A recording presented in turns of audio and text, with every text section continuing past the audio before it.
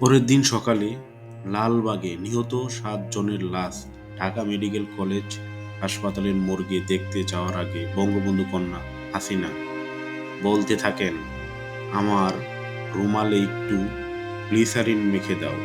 ওই যে নায়িকারা অভিনয়ের সময় গ্লিসারিন দিয়ে চোখের পানি বের করে কান্নার অভিনয় করে, আমার রুমালে ওই রকমের গ্লিসারিন লাগিয়ে দাও যাতে আমি লাশ দেখে রুমাল ধরতেই চোখে পানি এসে যায়। একজন বলল, গ্লিসারিনের দরকার নেই, শুধু চোখে রুমাল ধরে রাখবেন, তাতেই মনে হবে আপনি কাঁদছেন। আর আমরা ফটো সাংবাদিক ভাইদের বলে দেব ছবির নিচে আপনি কাঁদছেন ক্যাপশন লাগিয়ে দিতে। হাসপাতালের মর্গে নিহত ৭ জনের লাশ দেখে বঙ্গবন্ধু কন্যা শেখ হাসিনা চোখে রুমাল ধরলে সঙ্গে সঙ্গে সাংবাদিকগণ অসংখ্য ছবি তুলত। ছবি তোলা শেষে বঙ্গবন্ধু কন্যা গাড়িতে উঠলেন, গাড়ি চলতে শুরু করলো। তখনও বঙ্গবন্ধু কন্যা শেখ হাসিনার চোখে রুমাল। গাড়ির চালক ড্রাইভার জালাল বলল, আপা এখন রুমাল নামান, ফটো সাংবাদিক নেই।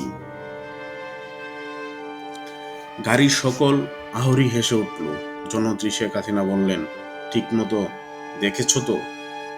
কোনো ফটো সাংবাদিক নেই তো? না, নেই। তাহলে আমি এবার রুমাল নামাই। ২৯ নং মিন্টু রোডের বাসায় এসে বঙ্গবন্ধু কন্যা শেখ হাসিনা বললেন, ময়না, মিসেস মতিউর রহমান রেন্টু, খাওয়া দাওয়া বেশি করে এনেছে তো? লাশ দেখে এসেছি, লাশ। আজ আমি বেশি করে খাবো। তারপর তিনি জিন্দিগি জিন্দিগি গাইতে গাইতে নাচতে লাগলেন। সত্যি সত্যি তিনি অস্বাভাবিক রকমের বেশি খেলেন।